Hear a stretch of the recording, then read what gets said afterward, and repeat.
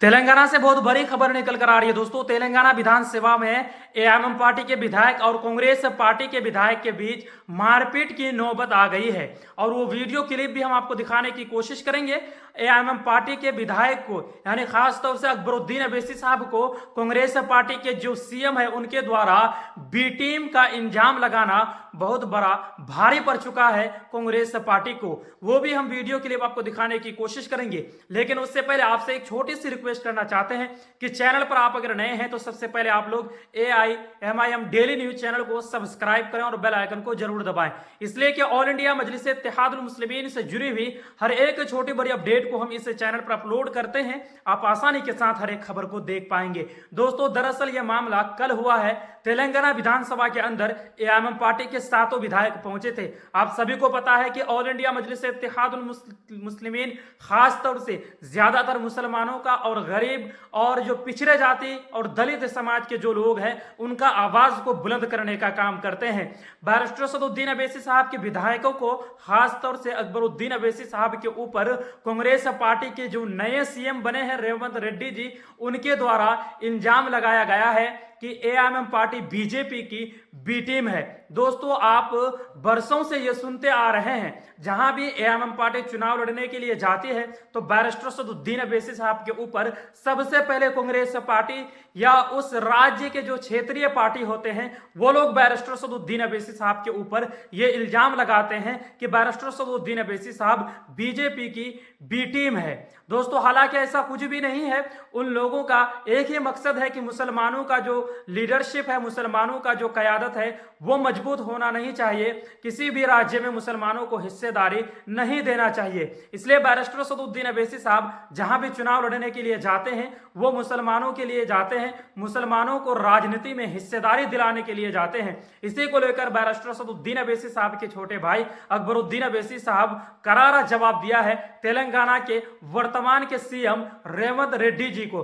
रहे मुतालबा करते रहे, औकाफ की जायदादों का तहफ्फुज कीजिए, औकाफ की जायदादों का तहफ्फुज कीजिए।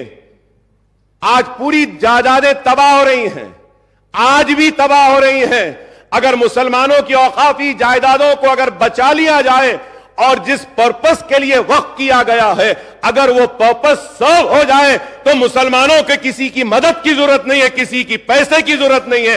वो वक्फ बोर्ड के पैसों से ही हम मुसलमानों की तालीम का काम कर सकते हैं, बेरोजगारी को दूर कर सकते हैं, हम बेवाओं की मदद कर सकते हैं, यतीमों की मदद कर सकते हैं। तो मैं आपसे कहूंगा कि वक्फ बोर्ड पर तवज्जो दीजिए। हमारे मुतालिबे पर CBCID की इंक्वायरी का ऐलान किया गया था, तो CBCID की इंक्वायरी को टेबल करिए। और मैं फिर से स्पीकर साहब ये कहूंगा, बड़े दर्द के साथ, बड़ी तड़प के साथ कहूंगा कि आलेर में मुसलमान बच्चों का एनकाउंटर कर दिया गया था।